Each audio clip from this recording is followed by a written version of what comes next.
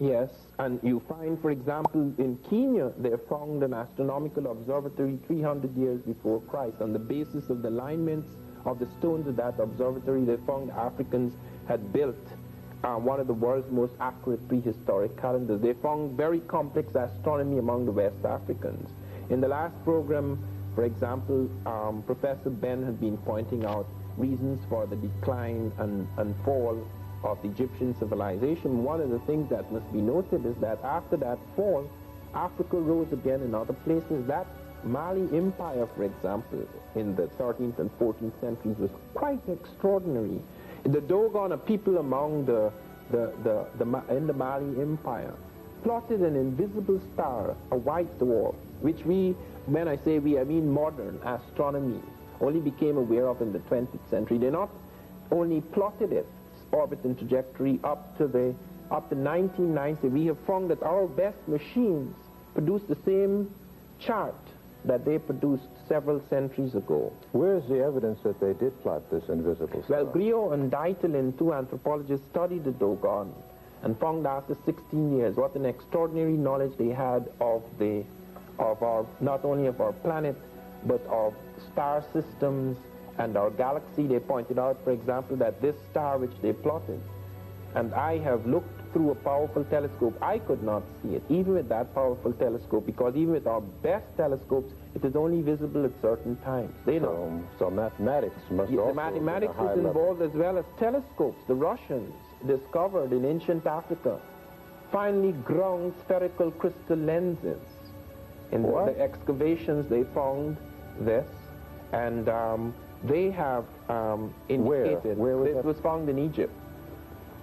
This was found on the NASA's time, and they have indicated that the Africans were capable of making telescopes. The Dogon kept up a caravan trade with Egypt even after its decline, and could have got this knowledge and refined in it afterwards.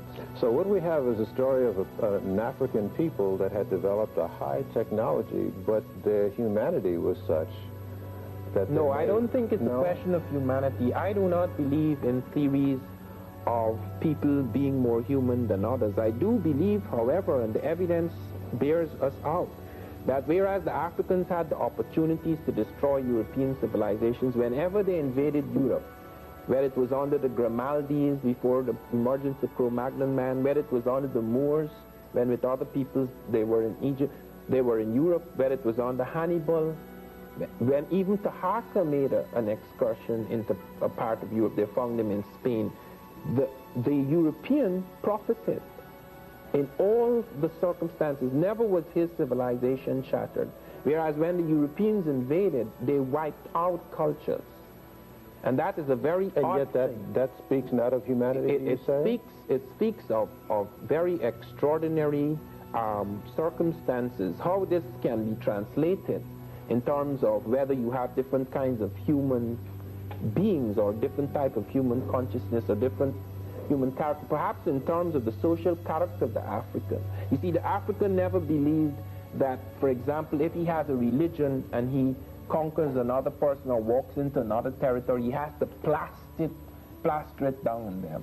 The times when these invasions were made, it was times when Europe thought, or at least she liked to think, in order to cover up, to assuage her guilty conscience, that she could say, well, look, I've come on the name of Christ, in the name of God, to save these souls, so that she, therefore, found it necessary to wipe out everything. Like, for example, in America, she destroyed all the books in America except 3. Well, did the African ever do that? They never did that Europe? Because...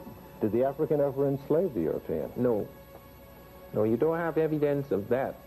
And this is not only a question of humanity, it has to do, as I say, with the assumption with which you move forward, that what are you doing?